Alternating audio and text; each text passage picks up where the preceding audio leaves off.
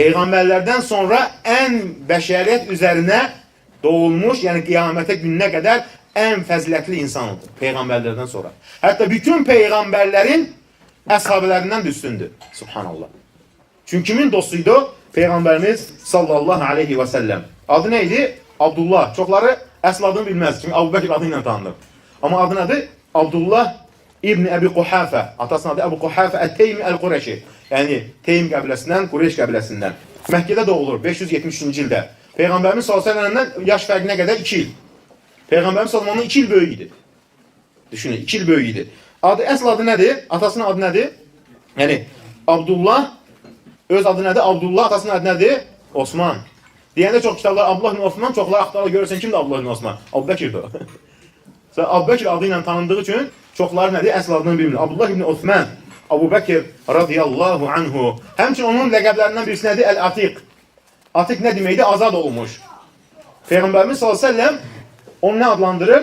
Peyğəmbər bir gün deyir ki, "Mən arada an yanzura Atiqullahi felyanzur ila hada racul." Allahın cəhənnəmdən azad etdiyi insana baxmaq istə buna baxın. Subhanallah. Ləqəblərin birisi nə idi? Əl-Atiq. Yəni Atiqu minən-nar, cəhənnəmdən xilas olan. Yer üzərində gəzir, amma insanlar bilirlər ki, bu nədir? Cəhənnəm əzabını heç zaman görməyəcək. Və bununla bərabər ən çox Allahdan qorxan, ən çox ağlayan, ən çox mal dövlətini Allah yolunda sərf edən idi. Atiqullahi minən-nar. Subhanallah. Biz heç kimsəyə deyə bilmərik, cənnət əhli, cəhənnəm əhlidir. Ancaq Allah və Rəsulunun şahid olduqlarını. Kimlər ki, Allah buyurur ki, cənnət əhlidir, cənnət əhlidir. Kimlər ki, Peyğəmbərimiz buyurub cənnət əhlidir, cənnət əhlidir. Və ya cəhənnəm əhli, cəhənnəm əhlidir. Biz artıq buna nədir? Şahid ola bilərik, şəhadət verə bilərik. Baxın, Peyğəmbərimiz s.ə.v. Hətta Peyğəmbərimizdən, yəni verilməmişdən əvvəl belə Məkkə müşriklər arasında ümumiyyətlə Məkkə Atiq ləqəbi var idi onun. Atiq nəyə görə deyirlər? Gözəlliyinə görə. Və yaxud da ki, Atiq qədim bir şey. Nə deyirlər insanlar qədim bir şey görəndə? Gözəl bir şey. Bunun dəyəri var.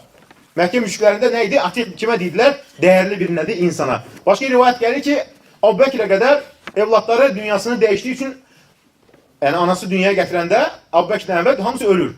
Əbu Bəkir dünyaya gələndə anası qibləyə dönür deyə Allahım, Atiquke minəl maut. Bu ölümdən de azad oldun deyir. Onu mənə bağışla. Subhanallah. Yəni anası nə eləmişdi? Dua eləmişdi. Və Peyğəmbərimiz nə deyir? Əl-Atiq ləqəbi. Həmçinin ləqəblərinin birisi adı nə idi? Əs-Siddiq. Subhanallah. Nəyə görə Siddiq adlandırdı? Siddiq ən sadiq Siddiq. Ona görə ki, Peyğəmbərimi təsdiq elədi. Hətta Meyrac və Meyracda hansı ki, insanlar üz döndərəndə deyir ki, Allah Rəsulü buyurursa, onun dediyi nədir? Düzdür. Subhanallah.